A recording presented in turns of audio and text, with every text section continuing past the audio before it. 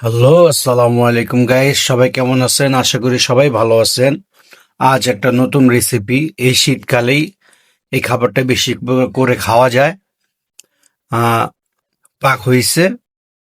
অবশ্য এই জন্য দুঃখিত দেখাতে পারি নাই, বাট পাক হওয়ার পর জিনিসটা আমি আপনাদের দেখাচ্ছি।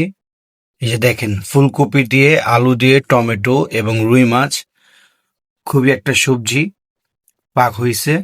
আলহামদুলিল্লাহ, খুবই মজা হবে মনে হয়। তো দেন দেখি, আসেন ভাতের সাথে তরকারিটা নিয়ে দেখি কেমন হয়েছে। আলহামদুলিল্লাহ, ভাত নিলাম, আর সবজিটা নিলাম, আর রুই মাছটা নিলাম। খুবই সুস্বাদু হবে মনে হয়। তো বন্ধুরা, যারা আমার ভিডিওটা দেখছেন অবশ্যই লাইক কমেন্ট শেয়ার করবেন, কমেন্টে জানাবেন কেমন হয়েছে। এই যে ফুলকপি, এটি শীতই খাওয়া যায়, গরমকালে আপনি এই সবজিগুলো খেতে পারবেন না। আচ্ছা, শুরু করি খাবারটা কেমন হয়েছে।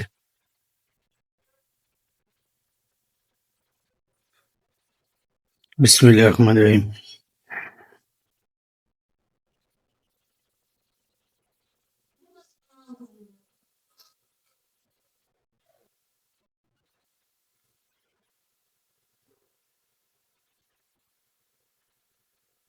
আলহামদুলিল্লাহ, খুবই ভালো, খুবই স্বাদ।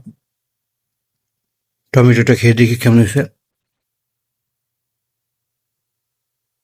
একটু টক টক, টমেটোটা খুবই মজা হয়েছে। ফুলকপিটা খাই। আলহামদুলিল্লাহ, খুবই ভালো হয়েছে।